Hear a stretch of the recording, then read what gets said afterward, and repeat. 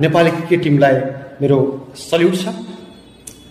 अहिलेको सिरिजमा नेपालले चमत्कार गर्दै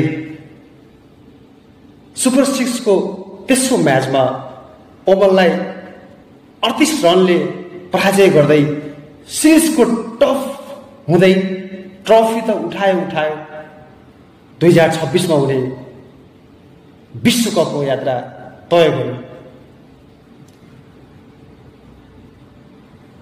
विश्व सामु नेपाल पनि क्रिकेटमा अब्बल रहेछ है भन्ने कुरा प्रश्न बनायो। विश्व सामु नेपालको नाम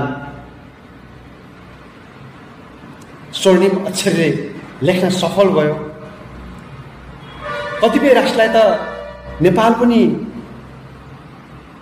देश छ र भन्ने लाग्थ्यो होला। आज क्रिकेट टिमले गर्दा विश्व सामु नेपाल पनि एउटा देश रहेछ है। नेपालका क्रिकेट खेलाडीहरू पनि अब्बल रहेछन् है भन्ने देखाएको छ। तर एउटै कुरा बिन्ती गर्न चाहे